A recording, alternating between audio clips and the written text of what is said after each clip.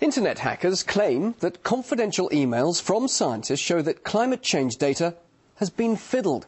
They allege scientists have been cooking the books to support the view that the global warming is caused by human activity rather than a naturally occurring phenomenon. Well, we're now joined by British MP Peter Lilley, a former senior cabinet minister under Prime Ministers Margaret Thatcher and John Major, who's live with us in London to discuss the so-called Climategate affair.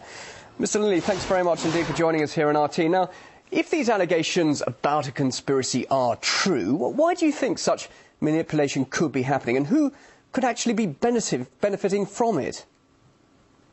Well, I think it's an example not so much of a conscious conspiracy, but of an unconscious conspiracy by a group of scientists who, from reading the emails, are so loyal to each other that they're determined to agree with each other even more than they're determined to agree with the facts. So if the facts no longer agree with their theory, they try and change the facts rather than trying to change their theory. And the people who benefit from it are obviously the scientists themselves, because they feel morally superior. They're leading a crusade, apparently, to save the world, and they believe in it profoundly, even when the facts refute them. And they also get large grants from government for carrying on this sort of research, and they wouldn't get it if they produced the opposite sort of conclusions. So these sort of emails being uncovered, if they are genuine, this could be a big blow to the environmentalist movement, could it not? It could, and the scientists concerned have had to admit that the emails are true. There may be, conceivably, have been one or two filtered in which are not, but there's been no evidence of that or no suggestion of that so far. It'll be a blow to their credibility, but so great is the momentum, so large is the amount of money invested in this theory, that it will take even more than this exposure to derail it, I fear. What are your thoughts then about this? Do you think that alternative energy companies, for example, they could be profiting from this so-called fear of global warming and that it's not related to human activity? What are your thoughts about this? Do you think that, that there is perhaps a conspiracy here? Well, I'm certain from having read a lot of the emails and documents that they were adjusting the data, manipulating the data, concealing the doubts they had internally, and continuing to express certainty externally. There's even an example of the computer codes that they've adjusted to cut off the evidence of the recent period of global cooling. For the last decade, the world hasn't heated up as their theories suggest it should have done. Indeed, it's cooled slightly. So they cut that out of their computers, and they cut it out of the diagrams and so on that they produce.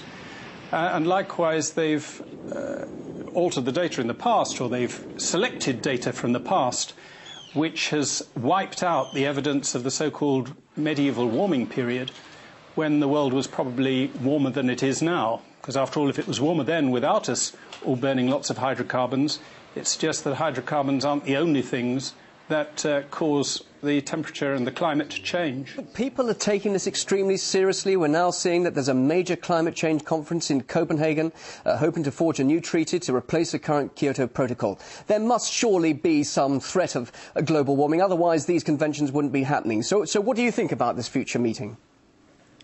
Oh, I think that I'm a physicist by training long ago, accept that doubling the amount of carbon dioxide in the atmosphere will produce a modest warming in the climate, but nothing like the alarmist fears which these scientists have been trying to generate, or that lie behind the Copenhagen conference.